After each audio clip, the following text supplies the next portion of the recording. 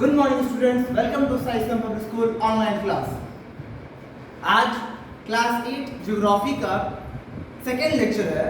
कल के लेक्चर में बताया थे वेजिटेशन क्या होता है, कितने टाइप के वेजिटेशन होते हैं, है ना।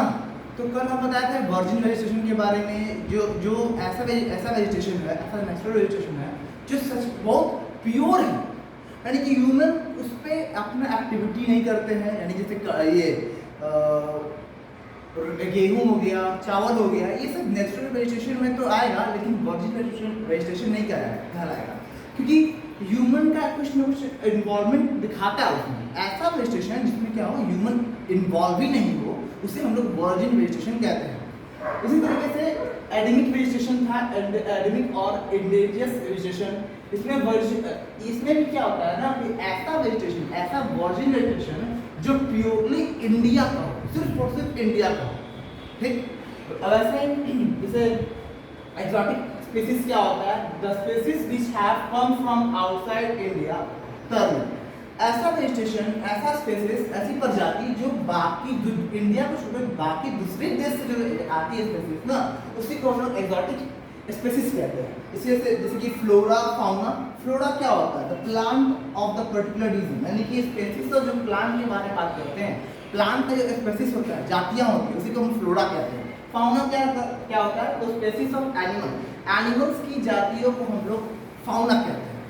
प्लांट्स फ्लोरा, फाउना एनिमल्स, ठीक है। तो diversity of flora and fauna due to the following factor. जो फ्लोरा और फाउना यानी एनिमल्स और प्लांट का जो फैक्टर है वो डिपेंड करता है रिलीफ पे और फिर क्या, क्लाइमेट पे। रिलीफ क्या होता है, समझते, रिलीफ मतलब इनकी चैन मिल गया, रिलीफ हो गया, ऐसा नहीं। रिलीफ यहाँ ज्योग्राफी में अलग होता है। रिलीफ दो तरह का होता है, एक होता है लैंड, दूसरा होता है क्या, सॉइल। जब हम जमीन से बात करते हैं, जमीन की बात करते हैं, तो लैंड या मिट्टी जो भी है उसको हम रिलीफ कहते हैं। तो लैंड में क्या आता है हमारा, माउंटेन। माउंटेन में जैसे अलग वेजिटेशन मिलेगा, ऊपर में जाओगे अलग वेजिटेशन मिलेगा, नीचे ऊपर में क्या होगा, वो जो पेड़ रहेंगे उनके जो पत्ते होते हैं वो कोनियल शेप में होते हैं, कोन की, और बर्फ गिरे तो क्या होगा, फिसल जाए। नीचे में आएंगे तो वहाँ का फॉरेस्ट क्या होगा, नॉर्मल फॉरेस्ट जैसा होगा, बड़े बड़े पेड़ होंगे, उसके पत्ते भी नॉर्मली होंगे। वही प्लेट्यू का वेजिटेशन अलग होता है, उसमें झाड़ियाँ वाड़ियाँ भी होती है। प्लेन्स एरिया में वेजिटेशन वहाँ का अलग होता है। सॉइल्स में वेजिटेशन अलग अलग होते हैं, ब्लैक सॉइल अलग हो गया, एलुवियल सॉइल हो गया, और डिफरेंट टाइप ऑफ सॉइल हमारे क्या होते हैं। यही रिलीफ में दिखाता है कि लैंड और सॉइल में यही अंतर है। लैंड देखो, एग्जांपल के तौर पे बताते हैं, कॉटन क्या है, वो कहीं भी उग नहीं सकता, पर्टिकुलर उसको प्लेन एरिया चाहिए। अब प्लेन एरिया में कौन सा सॉइल चाहिए, ब्लैक सॉइल चाहिए। अब ऐसा नहीं कि जाके हम एलुवियल सॉइल में उगा दिए, तो ऐसा नहीं कि वो उगेगा नहीं, लेकिन वो उतना बेस्ट क्वालिटी का नहीं होगा, ठीक है। और भी अलग अलग जो क्रॉप्स होते हैं वो अलग अलग वेजिटेशन में, अलग अलग सॉइल में, अलग अलग लैंड पे उगते हैं, ठीक है। और दूसरा जो फैक्टर है वो होता है क्लाइमेट। क्लाइमेट भी वेजिटेशन के लिए बहुत, वाइल्ड लाइफ और वेजिटेशन के लिए बहुत ज़रूरी है। जैसे पेंगुइन है, वो रहता है, वो बहुत ठंडे जगह पे रहता है, अगर बिहार में लेके आ जाए तो वो यही में दम तोड़ देगा, मर जाएगा, क्योंकि उसको गर्मी बर्दाश्त ही नहीं होगा। वो तो ऐसे ठंडा एरिया पूरा ऐसे खुले रहते हैं, तो उनमें कोई प्रॉब्लम नहीं होता, वो ठंडे पानी में गोते लगाते हैं। यहाँ बिहार में लेके आ जाए तो हो सकता है वो 2 घंटा भी नहीं जिंदा रह पाए। तो the climate influence the natural vegetation and wild life. Climate भी प्रभाव डालता है नेचुरल वेजिटेशन पे और उसके वाइल्ड लाइफ पे। इसका जो एलिमेंट्स होते हैं क्लाइमेट के, क्या होते हैं, टेम्परेचर।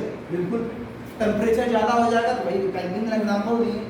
और ये फोटो पीरियड क्या होता है, सनलाइट भी अपना प्रभाव डालता है वेजिटेशन पर और वाइल्ड लाइफ पर।